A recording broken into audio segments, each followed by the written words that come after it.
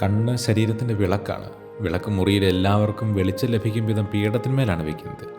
ഇങ്ങനെ പീഠത്തിൽ വയ്ക്കുന്ന വിളക്കിനെ കൊച്ചുത്രേസ്യ വ്യാഖ്യാനിക്കുന്നത് ആരെയും ഒഴിവാക്കാത്ത സ്നേഹമായിട്ടാണ്. നിന്റെ സ്നേഹത്തിൻ്റെ നോട്ടം എല്ലാവരിലും എത്തട്ടെ എന്ന്, നിന്റെ കണ്ണിൽപ്പെടാതെ ആരും പോകാതിരിക്കട്ടെ എന്ന്. ബൈബിളിൽ ആവർത്തിച്ച് കാണുന്നൊരു പ്രയോഗമാണ് കണ്ണുയർത്തി നോക്കുക. സങ്കീർത്തനമൊക്കെ പറയും പോലെ സ്വർഗത്തിലേക്കുള്ള കണ്ണുയർത്തലും, ഈശോ പറയും പോലെ വിളഞ്ഞ വയല് പോലെ ആശ്വാസവചനം ആഗ്രഹിക്കുന്ന അപരനിലേക്കുള്ള കണ്ണുയർത്തലും. ക്രിസ്തു ജീവിച്ചത് ഇതാണ്. അവൻ കണ്ണുയർത്തി വിശക്കുന്ന ജനത്തെ കണ്ടു. അവൻ അപ്പമെടുത്ത് സ്വർഗത്തിലേക്ക് കണ്ണുയർത്തി വർദ്ധിപ്പിച്ച് വിളമ്പി നൽകി. മകൻ മരിച്ച വിധവയെ, വിളിച്ചു കരയുന്ന അന്ധനെ ഒക്കെ കണ്ടു കരുണ തോന്നി സ്വർഗത്തിലേക്ക് കണ്ണുയർത്തി അത്ഭുതം പ്രവർത്തിച്ചു. പ്രാർത്ഥനയോടെ ദൈവത്തിലേക്കും കരുണയോടെ മറ്റുള്ളവരിലേക്കും കണ്ണുയർത്താനാകുന്നവർ അത്ഭുതമാകും. ഈ ദിവസങ്ങളിൽ സഞ്ജു സാംസൺ ആഘോഷിക്കപ്പെടുന്നുണ്ടല്ലോ.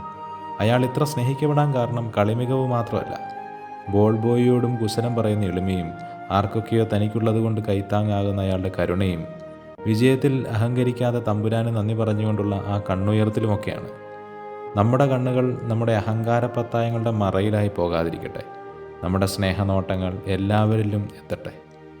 ദൈവത്തിൽ നിന്ന് കണ്ണ് പറയാതിരിക്കട്ടെ.